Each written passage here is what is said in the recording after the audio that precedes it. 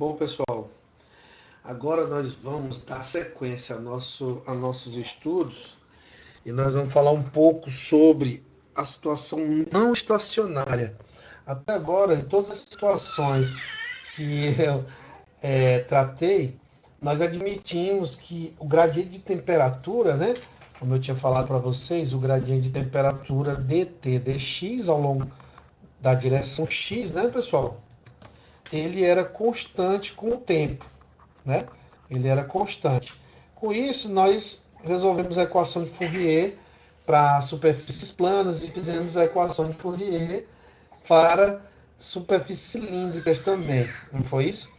Então, a nossa ideia agora é o seguinte, é que esse gradiente, essa temperatura, ela não é mais só função de x, quer dizer, ela vai ser função de... A ideia agora é que t não vai ser somente função de x, ela vai ser função também do tempo, certo? Ela vai também ser uma função do tempo. Agora, pessoal, é assim, eu vou tentar explicar o melhor possível da matemática relacionada a isso, mas nós não vamos entrar muito. O próprio livro de vocês, ele não traz detalhes sobre a matemática mais aprofundada da coisa, mas eu vou dar uma noção para vocês de como é feito, certo?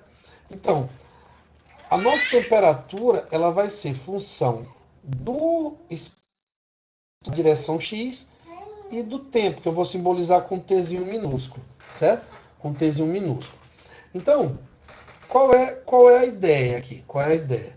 Vamos imaginar o seguinte, eu tenho uma situação em que uma superfície, vamos pegar aqui uma superfície de uma área qualquer, certo?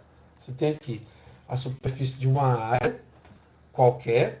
Eu vou imaginar o fluxo de calor nessa direção. Na verdade, imagine na direção perpendicular à área, né? Você tem uma área na direção perpendicular. Eu vou colocar um incrementozinho aqui na distância x. Esse incrementinho nós vamos chamar de dx, certo? Eu tenho um dxzinho. Então a minha direção x é para lá, certo? Então, digamos que o meu x igual a zero, certo? O meu x igual a zero é logo aqui.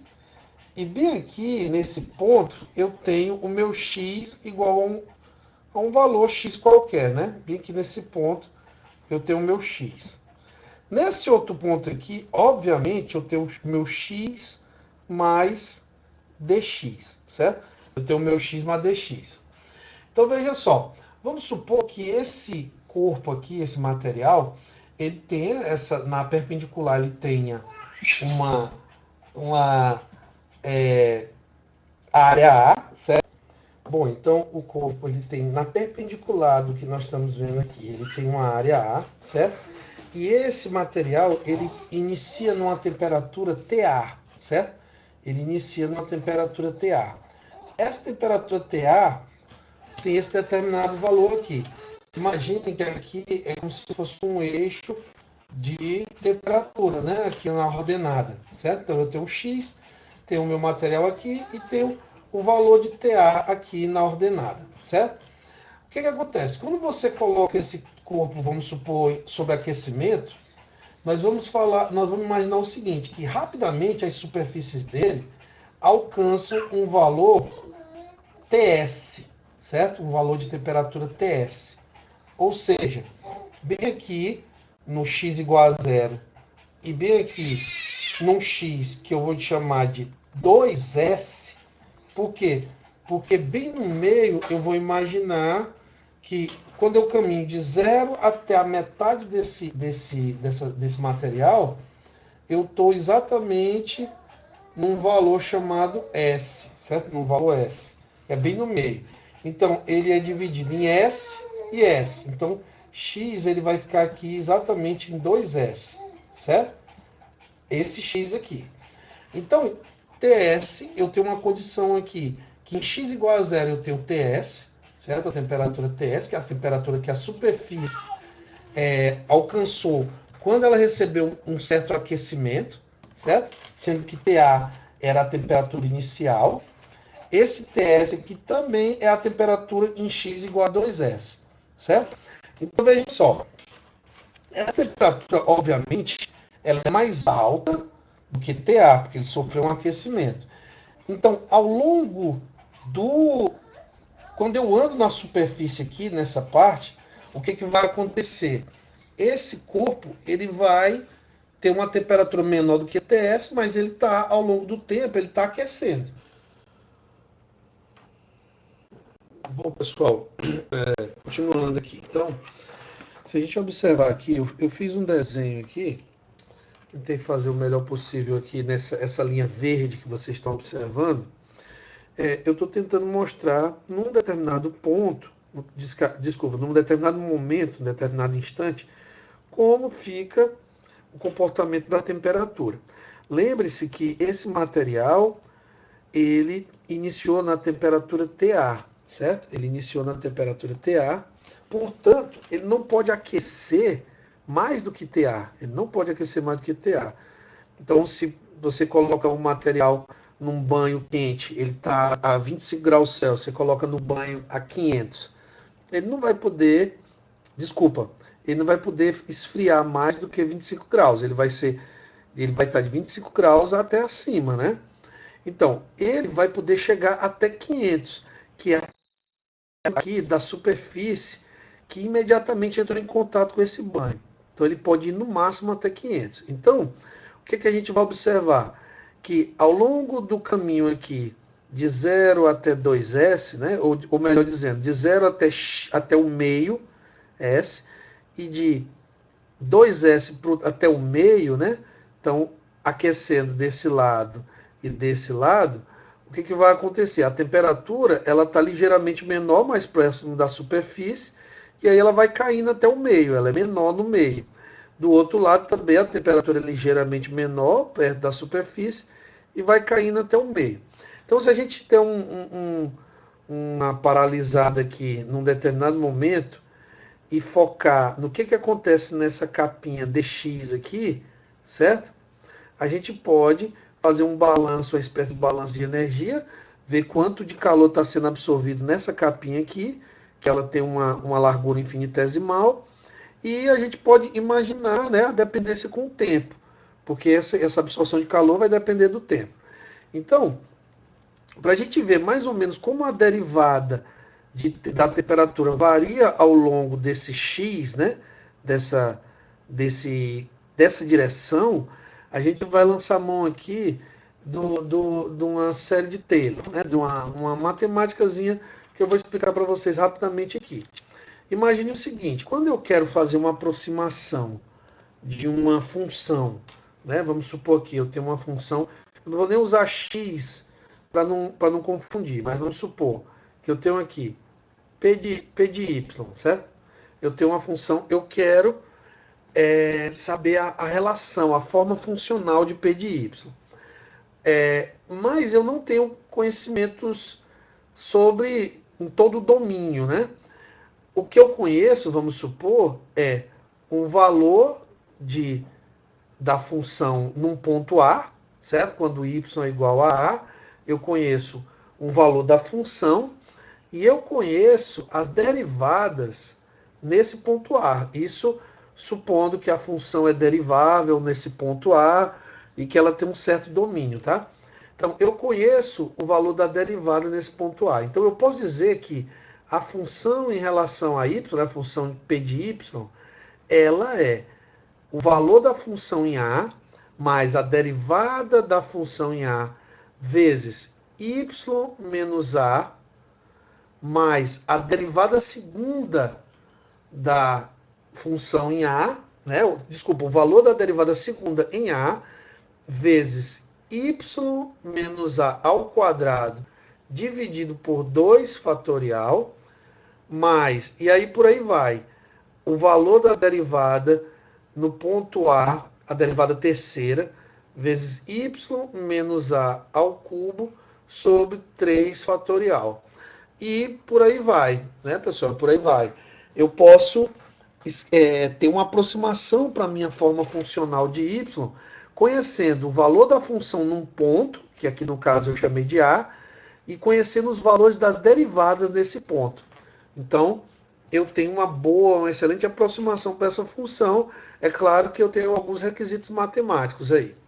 Então, o que a gente tem? Aqui no nosso problema, o que acontece?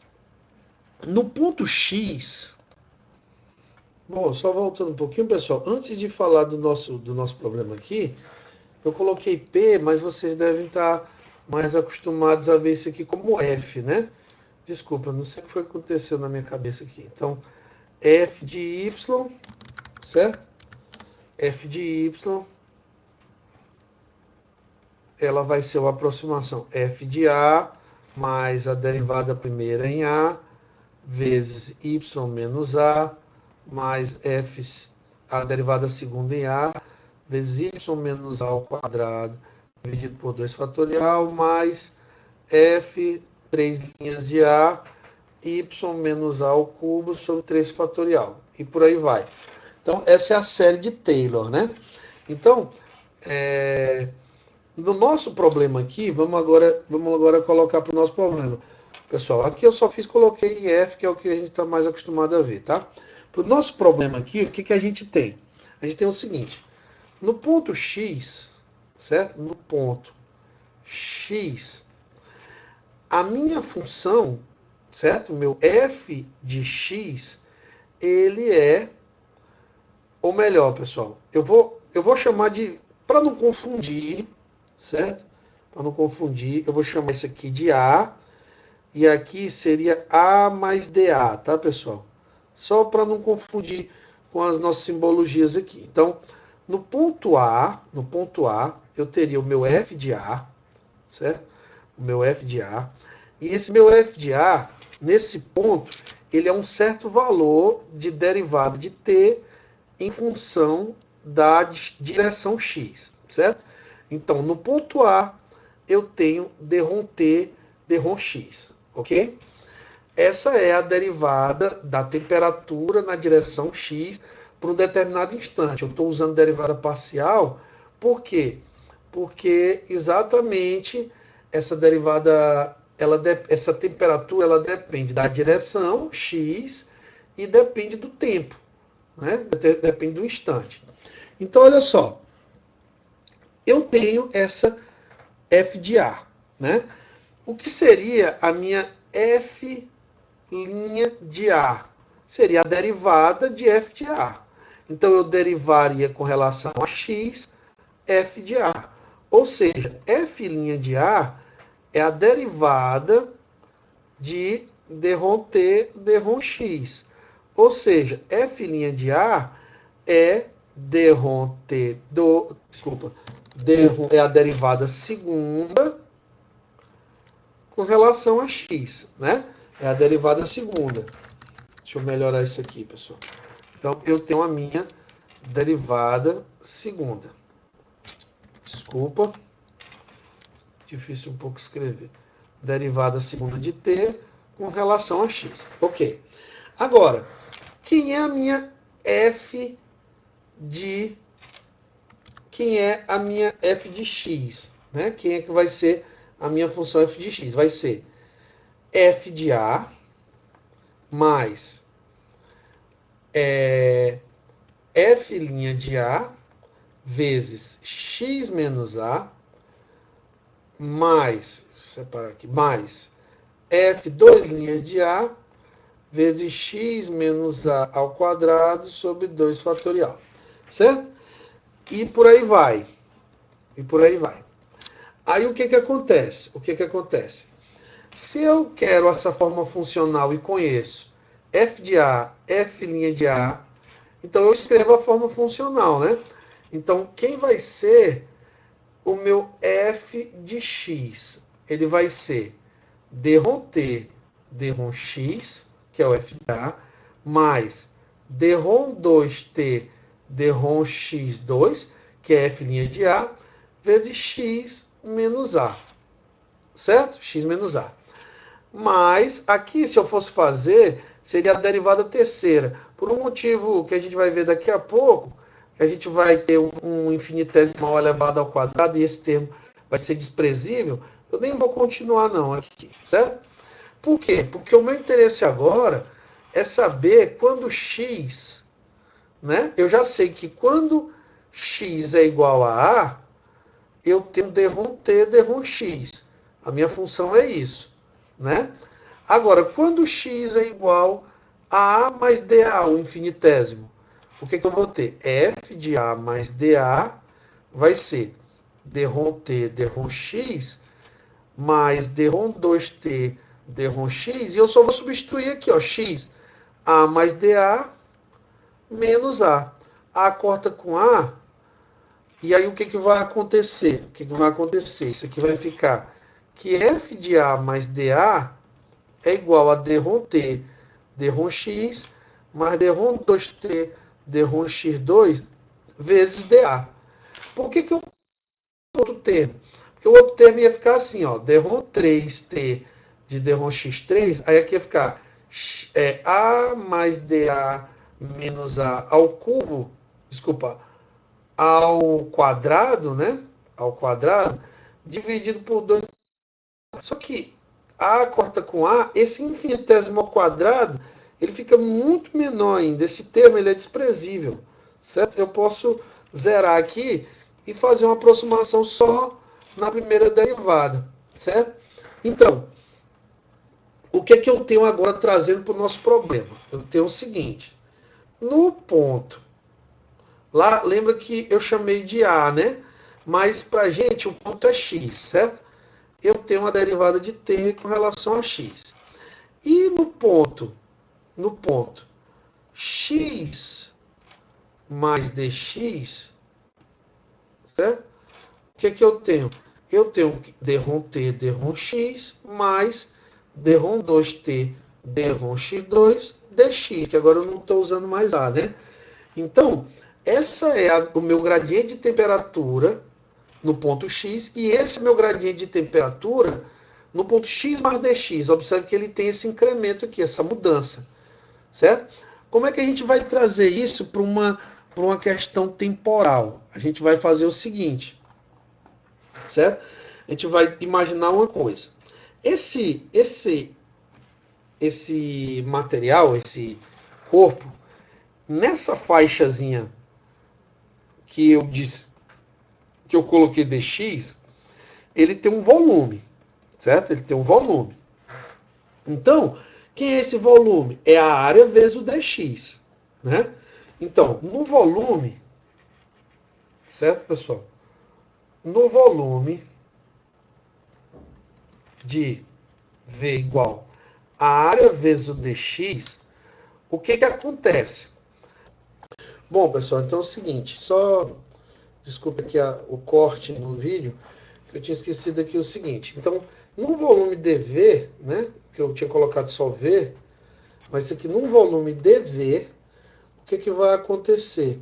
Você vai ter a área vezes dx, né? Então, esse volume dV, aqui, que relacionado a essa pequena capa, ela vai ser a área perpendicular vezes dx, certo?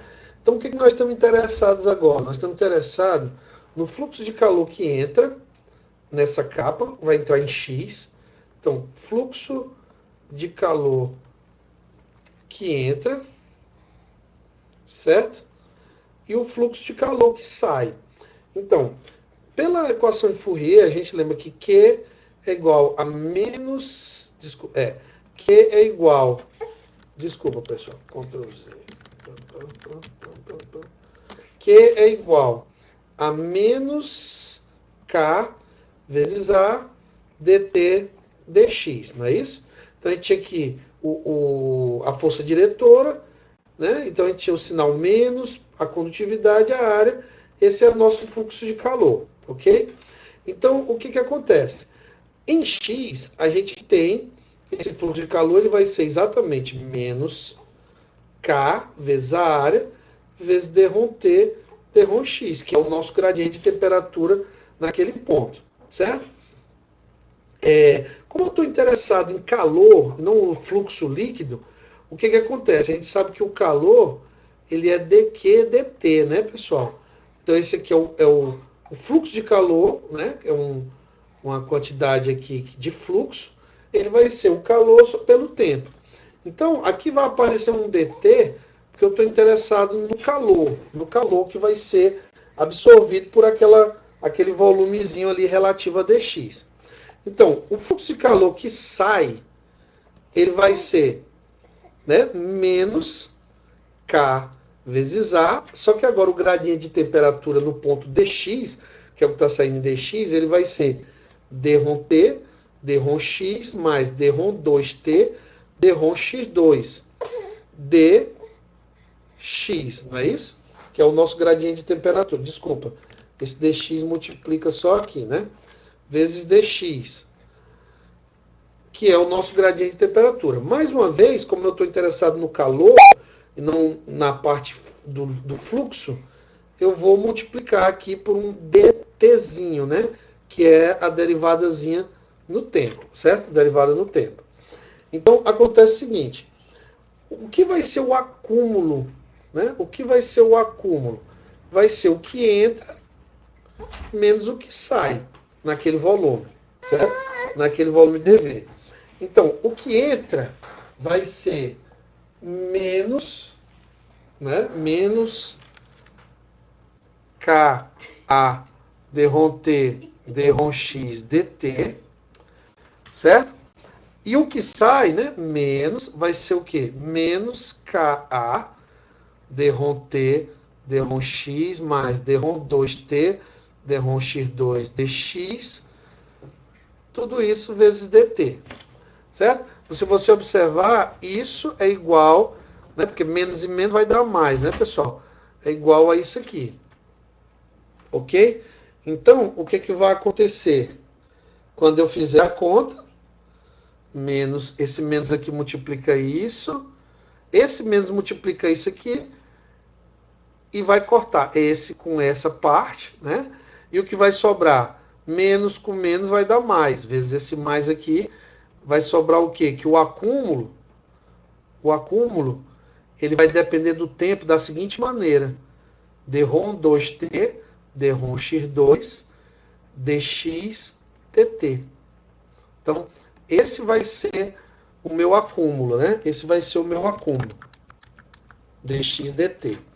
Bom, mas quem é esse calor aqui absorvido? Quem é esse calor absorvido? Se a gente for lembrar, né, que calor, o que vai acontecer? O calor, ele é igual a mCp delta T, né, pessoal? mCp delta T. Se eu derivar isso aqui com relação ao tempo, eu vou ter que dq dt é igual a mCp dt, né? A derivada da temperatura no tempo.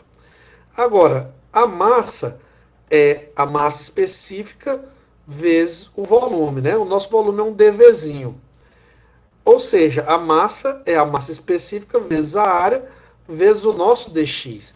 Então eu vou ter que dq, que é o calor acumulado, ele vai ser ρ a dx cp vezes dt, eu vou colocar em parcial, né, pessoal? dρt, dρtzinho, que eu coloquei simples, mas é parcial, porque é função de mais de uma variável, vezes o dtzinho, certo? Vezes o dtzinho.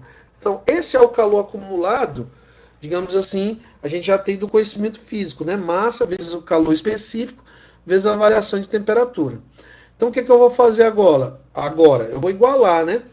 Eu tenho que ρ a dx cp dρt, dρtzinho vezes dtzinho é igual a quê? É igual a dρ2t, né, a derivada segunda da temperatura, com relação a x, né, a derivada segunda com relação a x, vezes dx, vezes o dtzinho, certo? Bom, agora a gente tem uma equação diferencial aqui, né, pessoal? Podemos ainda fazer os cancelamentos aqui, né? dt vai embora com dt, o dx vai embora com dx, e é só. E aí o que a gente vai ter? Faltou uma área, né, galera? Faltou uma área aqui em cima, ó. Eu esqueci de multiplicar a área aqui, ó, nessa parte. Então aqui tinha uma área. Aqui tinha uma área, certo? Então, a área aqui vai cancelar também, a área que estava aqui. Pan, cancela. Então, ρCp, faltou um K também, né, pessoal? Foi mal, desculpa, faltou um K aqui, né? Aqui tem um K também. Tem um K. Eita. Então, é a velhice, pessoal, desculpa. Aqui tem um K. Então, o que vai acontecer? A gente vai chamar K sobre ρCp de alfa. Depois a gente vai falar o que é esse alfa aí, tá, pessoal? Então, a gente tem um nome para ele, a difusividade térmica. Mas o que vai acontecer? T Tzinho vai ser igual a K sobre ρCp vezes D2T, Dρx2. Certo? Então, a gente tem uma equação diferencial aqui. Ok? Bom, pessoal, agora, no caso, essa equação aqui, a equação diferencial, ela tem solução. No entanto, vai fugir completamente do escopo aqui, a gente não tem o porquê trabalhar com essa equação aqui, resolver ela, certo? O que eu posso dizer para vocês é que é o seguinte, né? A solução dela vai ter que ser uma equação em que a primeira derivada vai ter que ser uma função de t, não é isso? Você vai ter uma função de t em termos do tempo e da direção x, ou seja, a espessura do material. Essa equação, essa função, ela vai envolver esse termo alfa, logicamente, porque o que está dizendo aqui? Que a primeira derivada dessa função vai ter que me dar um alfa vezes a segunda derivada dela com relação a x, certo? Outra coisa, a gente tem que usar também, para chegar na forma funcional final, a gente tem que usar condições de contorno, né? E as condições de contorno lá eram o quê? Quando x é igual a zero, a temperatura é Ts. Quando x é igual a 2S, a temperatura também é Ts. Outra coisa, quando o tempo é zero, né? Porque quando a gente for integrar isso aqui, quando o tempo é zero, a gente vai ter a temperatura vai ser TA, e quando o tempo for um tempo qualquer, a temperatura vai ter um valor T qualquer, né? Então essa temperatura ela vai poder ser no máximo TS, não é isso? Porque ele vai estar aquecendo. Então ele vai começar de TA e vai ter no máximo TS. Bom, aqui eu já coloco a solução para aquele problema lá. Observe que é uma exponencial, né? Multiplicada por senos aqui. É decorrente mesmo da resolução dessa derivada, desculpa, dessa equação diferencial. Observe que esse alfa é o que a gente chama de difusividade térmica. Difusividade térmica. Ele vai aparecer muito, certo? Inclusive, dependendo dele, aparece esse termo aqui, que é o número de Fourier. Esse número de Fourier, ele é dado como alfa vezes o tempo, certo? Um determinado tempo transcorrido, vezes o S ao quadrado, que é a espessura do material. Então você observe que ia dar um certo trabalho para resolver isso aqui, né? Esse termo de K, observe que TA é a temperatura inicial, né, do material, TS é o máximo que ela pode chegar. Então esse delta aqui, que está no denominador, é o máximo delta que o material pode ter. Então, e esse aqui vai ser o delta, o que ainda falta para ele aquecer, digamos assim. E essa razão é o que ele ainda falta, é a fração que ainda falta para ele aquecer. Então, por isso, de vez em quando a gente chama isso aqui de temperatura não alcançada, né? Variação de temperatura não alcançada. Não esqueça disso, a gente vai usar bastante. Então, essa solução aqui, ela é dada para aquele bloco, certo? Uma temperatura Ts da superfície, TA inicial. Esse TB barra aqui eu vou já comentar. Mas, por exemplo, eu posso descobrir qual é a temperatura no meio do bloco. O meio do bloco, o X é S, né? Então eu teria que substituir isso aqui por S, aí iria cortar, isso aqui por S vai cortar, por S vai cortar. E aí eu vou ter o A1, que é essa constante, e o número de Fourier, eu tenho que ter também, porque vai depender da difusividade do material. Né? Não esquecendo que a difusividade é a condutividade sobre ρ vezes Cp, certo? Então, essa é a equação para aquele bloco. Bom, observem que se eu mudar o formato do material, se eu usar um cilindro, uma esfera, as condições de contorno vão mudar, certo? Então, como as condições de contorno vão mudar, a equação também vai mudar, certo? A gente vai usar essa equação aqui somente para o bloco, certo? No caso, se eu quiser uma temperatura média do material inteiro, porque em cada fatia, digamos assim, grosseiramente falando, fatia dessas aqui, eu tratando isso aqui como fatias, né? Num determinado X, o que vai acontecer? Se eu tratar cada fatia dessa individualmente, fizer um somatório e dividir pelo tamanho todo, eu vou ter uma média. Claro que isso é feito com integral, né, pessoal? Isso é feito com integral. Quando você faz isso com a integral, você chega numa outra expressão. Então, entenda, essa expressão é você calcular a temperatura num determinado valor de x. Se eu fizer a integral usando essa expressão, eu chego, e para calcular a média, né, numa temperatura média, eu chego numa expressão para calcular essa média que é a temperatura que a gente simboliza por TB barra, tá? Que é a temperatura que a gente simboliza por TB barra. Então, observe o seguinte, quando eu faço essa integral para o bloco, eu alcanço eu chego nessa expressão aqui, tá, pessoal? Essa expressão, ela vai me dar a temperatura média do bloco TB barra, certo? Se eu fizer isso usando condições de contorno para um cilindro, eu tenho essa equação. E se eu fizer isso usando condições de contorno para uma esfera, isso aqui para um cilindro, e isso aqui para uma esfera, eu tenho essa outra equação, tá? Então a gente tem que saber usar essas equações, mas lembrando, a gente precisa também saber de onde elas vieram, né? Por que elas têm esse formato? Por que elas têm essa cara? Outra coisa, observe que são equações que são infinitas, né? A gente vai poder, e muitas vezes aqui, truncar essa série. Em geral, a gente não usa mais do que 3 termos dela. Muitas vezes a gente usa até só um termo, como é no caso, quando o número de Fourier, quando ele é maior do que 0,1, 0,2, quando ele é mais alto, a gente não precisa usar esses outros termos, certo? E também não esquecer que o número de Fourier, ele é um número que traz embutido a difusividade térmica, o tempo e a espessura. No caso, para o bloco, a gente tem a espessura S. Se a gente estiver tratando com o cilindro, esse S ele passa a ser o raio do cilindro, do mesmo jeito que a esfera, tá? Esse S passa a ser o raio da esfera, certo? Então, o que acontece? Observe também que o Fourier ele é um número adimensional, viu? Ele não tem unidade.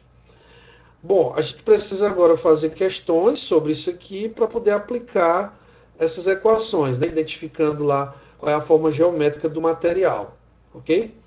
Então, no próximo vídeo eu vou trazer questões e também vou falar um pouco para vocês sobre quando a gente trunca aqui só num número, né? Observe que se eu truncar aqui, eu posso aplicar o logaritmo natural de um lado e do outro da equação e isolar aqui o número de Fourier desses expoentes, né?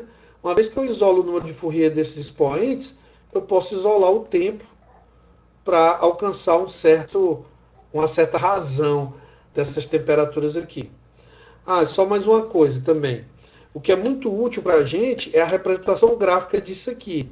Por exemplo, tá aqui o livro traz a representação gráfica, ele mostra que a curva para o bloco, que é essa curva contínua, essa aqui tracejada é do cilindro e essa tracejada com pontos é da esfera.